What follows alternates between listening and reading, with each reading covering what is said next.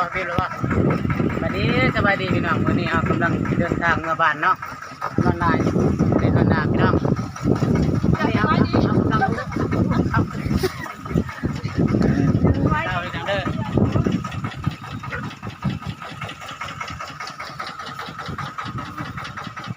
ฝากติดตามกดไลค์กดแชร์ในเด้อก็เป็นกำลังใจ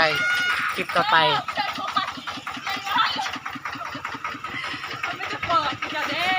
แพ็คจะได้คนเปิดใช้รถทุกคนเลยคอยไปนอนนั่งอยู่เขาเปิดโอ้ยเฮานี่แล้วมือเคยมีแล้วจะเอาน้ำต้มป่ะจ๊ะฮะเขาไม่ได้เอาเขาเปิดใช่พูดแล้ว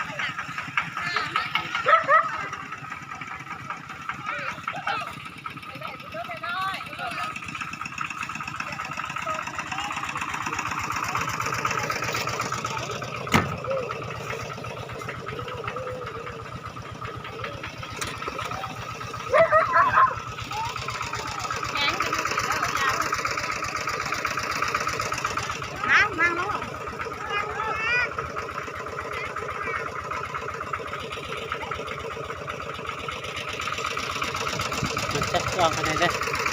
เขายึดหัดทางกันได้จุดนี่ก็อยู่ให้อยู่นาเจ้าก็เบ้าได้ต่าง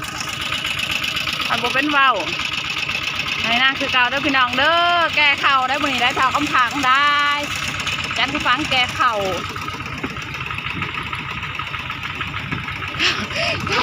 ข่าวกระโดดละ3 จอไปซ้อมขลดคุณแก่ข่าว3 จอเขา6 สอบ5 สอบไปซ้อมขลดไปเลยหมูหลดมันมาไปก่อนนั่งลงพี่ลูก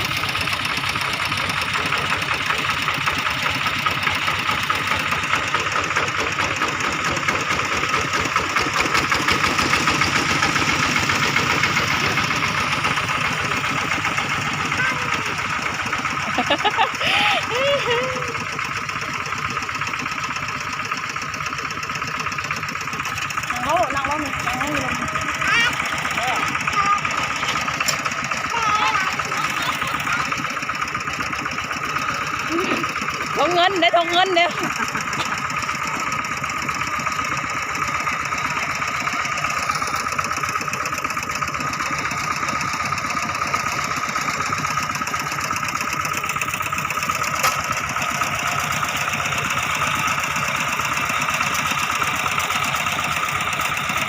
ดูกดทำอะไรเป็นสิตกแล้วน้องโอ้ผู้พ่ายแหละกับมือมาจะมาบด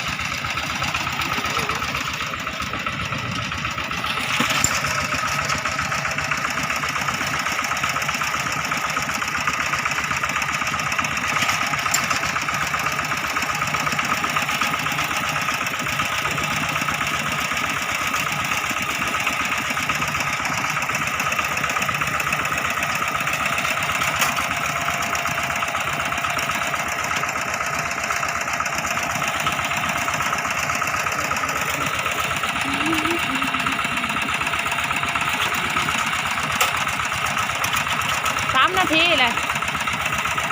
4 นาทีเลยจบคลิปก็เด้อพี่น้องเด้อการช่องทางยากเลย